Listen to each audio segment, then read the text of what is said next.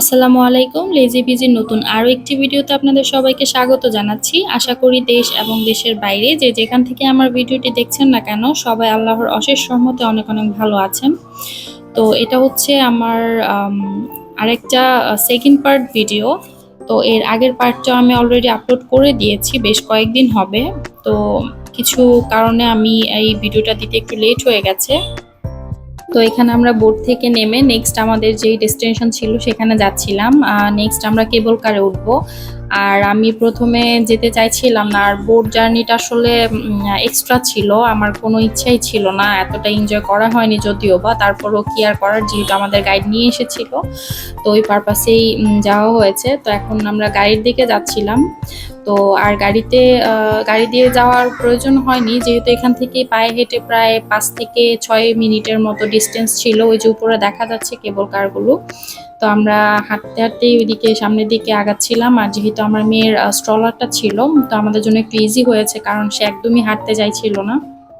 দেখা গেছে যে সারাদিনই ঘোরাঘুরি করতে হচ্ছিল, এতক্ষণ আসলে কাউকে কোলে নিয়ে হাঁটাটাও পসিবল হচ্ছিল না। তো ভিউটাও অনেক সুন্দর ছিল। আর কেবল কার থেকে মোটামুটি পুরোটা শহরই দেখা যাচ্ছিল, আশেপাশে যতদূর চোখ যাচ্ছিল সম্পূর্ণটাই ক্লিয়ার দেখা যাচ্ছিল। তো আশা করি আপনাদের ভালো লাগবে ভিডিওটা। আসলে আমি মূলত আমার পার্সোনাল কারণেই ভিডিওটা দিচ্ছি, যেন পরবর্তীতে এগুলো দেখে আমরা সেই পুরনো দিনগুলোর কথা মনে করতে পারি। এখন যেটা বর্তমান সেটা হয়তো একটা সময় অতীত হয়ে যাবে, আর সেই অতীতটাকে মূলত এনজয় করার জন্য, আবার ধরে রাখার জন্যই এই ভিডিওগুলো আপলোড দেয়া। তো আশা করি আপনারা অনেক এনজয় করবেন।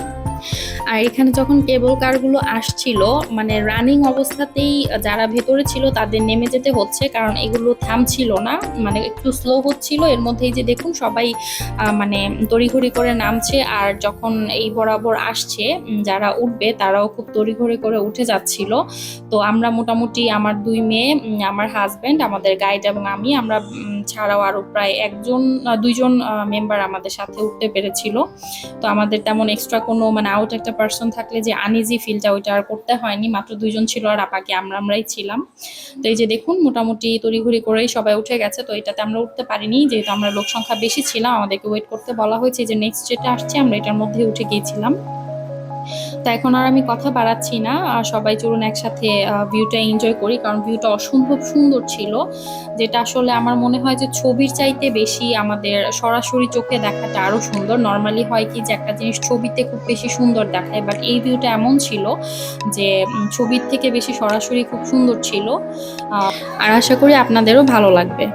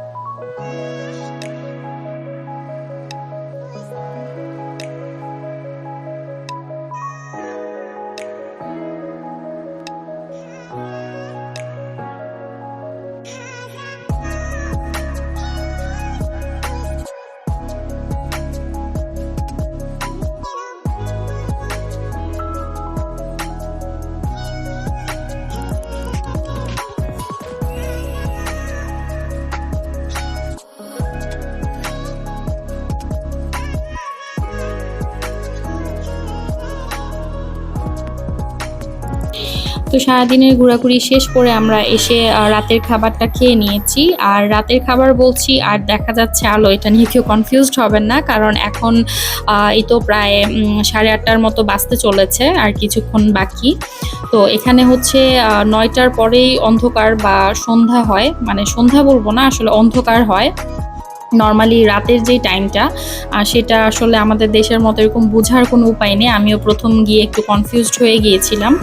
তো যাই হোক, এতক্ষণ ধৈর্য ধরে আমাদের ভিডিওটি দেখার জন্য আপনাদের সবাইকে অসংখ্য অসংখ্য ধন্যবাদ। আর আমার ভিডিওতে যদি কোথাও কোনো ভুল ত্রুটি হয়ে থাকে তাহলে অবশ্যই ক্ষমা সুন্দর দৃষ্টিতে দেখবেন। আর ভিডিওর একটু অংশ যদি আপনাদের ভালো লেগে থাকে তাহলে আমাকে প্লিজ কমেন্ট করে জানাবেন। আমার চ্যানেলটিকে সাবস্ক্রাইব করবেন এবং ফ্রেন্ডস অ্যান্ড ফ্যামিলির সাথে আমার ভিডিওটি শেয়ার করবেন। তো ভালো থাকবেন সবাই। অনেক অনেক শুভকামনা রইল আপনাদেরকে। আসসালামু আলাইকুম।